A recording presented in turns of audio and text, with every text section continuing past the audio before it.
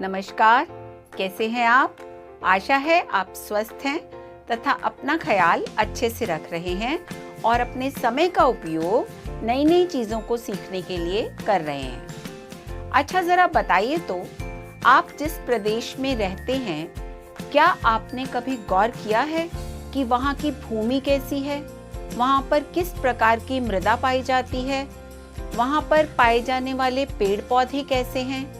यदि नहीं किया तो अब कीजिए और अपने क्षेत्र में पाए जाने वाली भूमि, मृदा तथा पेड़ पौधों के बारे में जानने की कोशिश कीजिए। मान लीजिए कि आप केरल में रहते हैं और आपका मित्र गुजरात में। तो जरा बताइए कि क्या गुजरात और केरल में एक जैसी भूमि मिलती है? क्या गुजरात और केरल में पाई जाने वाली मृदा एक समान है? क्या दोनों प्रदेशों की जलवायु एक जैसी है? क्या गुजरात और केरल का किसान एक जैसी फसलें उगाता है? नहीं। क्यों? क्योंकि इन दोनों प्रदेशों में पाई जाने वाली भूमि, मृदा तथा जलवायु एक समान नहीं है। इसी प्रकार यदि हम विश्व की बात करें तो विश्व के विभिन्न हिस्सों में पाए जाने वाली भूमि, मृदा, जलवायु, वनस्पति में अंतर दिखाई देता है। तो आज हम आपकी भूगोल की पाठ्यपुस्तक का अध्याय 2 करेंगे, जिसका नाम है भूमि, मृदा, जल, प्राकृतिक वनस्पति और वन्य जीवन संसाधन।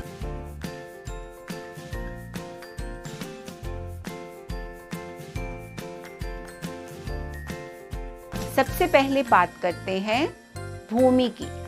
भूमि एक महत्वपूर्ण प्राकृतिक संसाधन है। पृथ्वी के कुल क्षेत्रफल का लगभग 30% भाग भूमि है, लेकिन इस थोड़े से प्रतिशत के भी सभी भाग आवास योग्य नहीं हैं। पृथ्वी पर भूमि और जलवायु के भिन्न भिन्न लक्षणों के कारण विश्व के भिन्न भिन्न भागों में जनसंख्या का वितरण असमान पाया जाता है।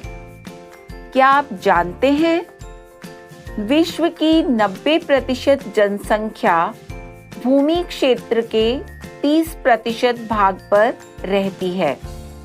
शेष 70% भूमि या तो विरल जनसंख्या वाले क्षेत्र हैं या निर्जन हैं। इसका क्या कारण है? उर्वरक मैदानों और नदी घाटियों में जहां कृषि के लिए उपयुक्त भूमि उपलब्ध है, जनसंख्या अधिक पाई जाती है, लेकिन उबड़-खाबड़ स्थलाकृति, पर्वतों के तीव्र ढाल, मरुस्थलीय क्षेत्र तथा सघन वन ऐसे क्षेत्र हैं जहां पर जनसंख्या सामान्यतः विरल है या वहां पर जनसंख्या नहीं रहती, अर्थात वह निर्जन है। भूमि का उपयोग। भूमि का उपयोग विभिन्न कार्यों के लिए किया जाता है, जैसे कृषि, वानिकी, खनन, सड़कों का निर्माण, उद्योगों की स्थापना इत्यादि। किसी भी स्थान पर भूमि का उपयोग होगा या नहीं, यह भौतिक कारकों द्वारा निर्धारित किया जाता है। यह कारक हैं स्थलाकृति, मृदा, जलवायु, खनिज, जल की उपलब्धता तथा जनसंख्या और प्रौद्योगिकी। स्वामित्व के आधार पर भूमि को 2 भागों में बांटा जा सकता है, निजी भूमि और सामुदायिक भूमि। निजी भूमि वह भूमि है जिसका स्वामित्व निजी व्यक्तियों के पास होता है। उदाहरण के लिए किसी किसान की जमीन, घर इत्यादि। सामुदायिक भूमि वह भूमि है जिस पर समुदाय का स्वामित्व होता है और इस भूमि का उपयोग समुदाय से संबंधित व्यक्तियों के लिए किया जाता है, जैसे चारागाह, सरकारी अस्पताल, डाकखाना इत्यादि। इस सामुदायिक भूमि को साझा संपत्ति संसाधन भी कहते हैं, जैसे चारा, फलों, औषधीय बूटियों को एकत्रित करना। इस सामुदायिक भूमि को साझा संपत्ति संसाधन भी कहते हैं। बढ़ती जनसंख्या के साथ साथ लोगों की मांगें भी बढ़ती जा रही हैं, लेकिन हमें याद रखना होगा कि भूमि की उपलब्धता सीमित है। स्थान के अनुसार भी भूमि की गुणवत्ता में अंतर होता है। लोगों ने अपनी ज़रूरतों को पूरा करने के लिए सामुदायिक भूमि पर व्यापारिक क्षेत्र बनाने, नगरीय क्षेत्रों में घर बनाने, गांव में कृषि भूमि का विस्तार करने के लिए भूमि का अत्यधिक शोषण करना शुरू कर दिया है। वर्तमान समय में कृषि और निर्माण संबंधी गतिविधियों के प्रसार के लिए किया गया भूमि का दुरुपयोग पर्यावरण में कई तरह के संकट पैदा कर रहा है। भूमि निम्नीकरण, भूस्खलन, मृदा अपरदन, मरुस्थलीकरण इसके कुछ प्रमुख उदाहरण हैं। अपने मम्मी पापा, दादा दादी या दोस्तों से बात करें और जानें कि पिछले कुछ सालों में भूमि उपयोग में आए परिवर्तन के बारे में वह क्या जानते हैं। उनसे मिली जानकारी को एकत्रित करके एक लेख लिखें। भू संसाधन का संरक्षण, इसका अर्थ है उन सभी उपायों को अपनाना जो भूमि की उत्पादकता को बढ़ावा दे। बढ़ती जनसंख्या तथा इसकी बढ़ती मांगों के कारण वन भूमि और कृषि योग्य भूमि का बड़े पैमाने पर विनाश हुआ है। दिन प्रतिदिन खाद्य, ईंधन, इमारती लकड़ी की मांग के कारण वनों की विस्तृत कटाई हुई है तथा भूमि का अत्यधिक शोषण हुआ है, जो आज कृषि के लिए भी एक संकट बन गया है।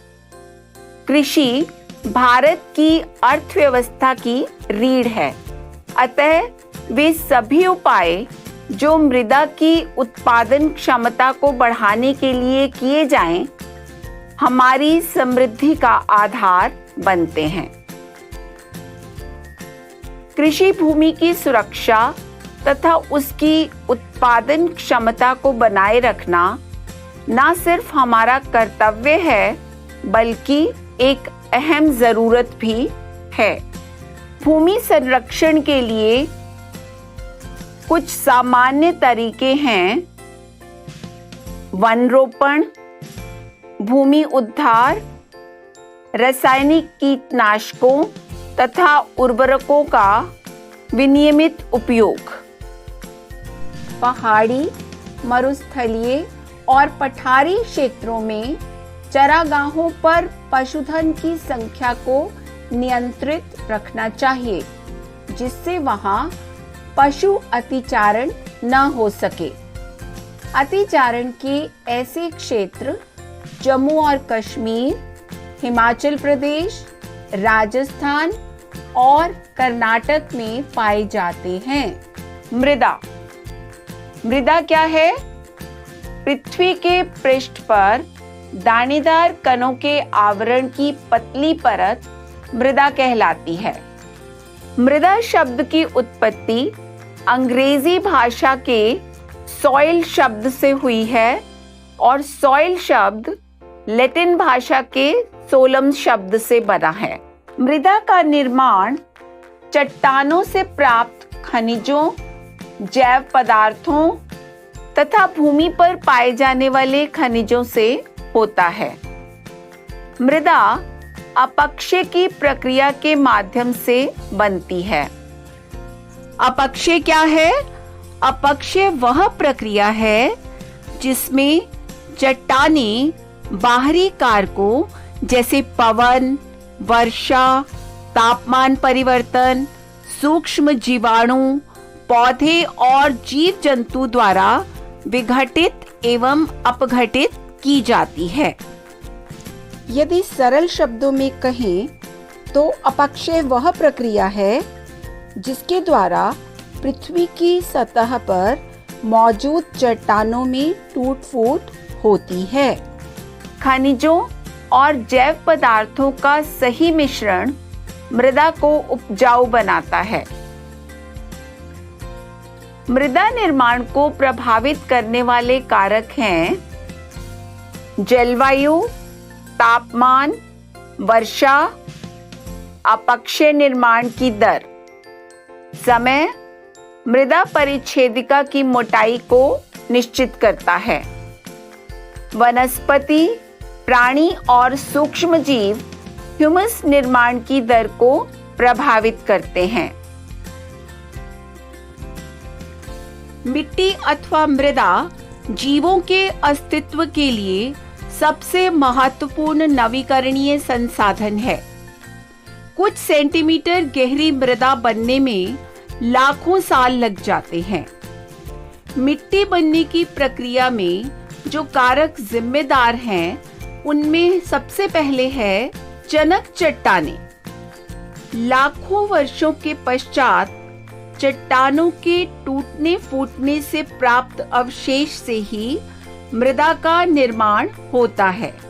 इसमें लंबे समय तक रासायनिक, भौतिक और जैविक क्रियाओं के बाद ही मृदा का निर्माण होता है। चट्टान में जिस प्रकार के पोषक तत्व विद्यमान रहते हैं, मृदा में भी वही पोषक तत्व पाए जाते हैं।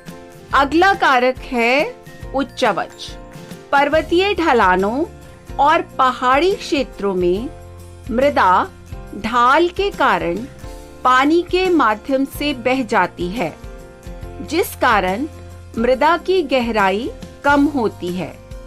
वहीं दूसरी ओर मैदानी क्षेत्रों में मृदा की गहराई अधिक होती है। साथ ही तीव्र ढाल वाले क्षेत्रों में पानी के बहाव के कारण जैव पदार्थों का जमाव भी नहीं हो पाता है। अगला कारक है वनस्पति और अन्य जैविक पदार्थ। वनस्पति और जीव जंतुओं के सड़े गले अंश मृदा में मिलकर मृदा को पोषण प्रदान करते हैं। जिस किसी भी मिट्टी में जितनी अधिक मात्रा में वनस्पति एवं अन्य जैव पदार्थ मिले होंगे, उस मिट्टी की पोषकता उतनी ही अधिक होगी। जलवायु। जलवायु के प्रमुख तत्व तापमान और वर्षा भी मृदा के निर्माण को प्रभावित करते हैं। अत्यधिक वर्षा वाले क्षेत्रों में सूक्ष्म जीव अधिक क्रियाशील रहते हैं। इस कारण जीवांश पदार्थों का जमाव नहीं हो पाता। वहीं अधिक तापमान वाले क्षेत्रों में मृदा से नमी गायब हो जाती है। समय। मृदा का निर्माण कई प्रक्रियाओं के तहत होता है। यह प्रक्रिया काफी लंबे समय की होती है। जिस किसी भी मिट्टी के निर्माण की प्रक्रिया मृदा मुख्य रूप से 5 तत्वों से मिलकर बनती है। अधिक खनिज पदार्थ 40 से 45%, मृदा की ह्यूमस या कार्बनिक पदार्थ पर भी 5 से 10%, मृदा जल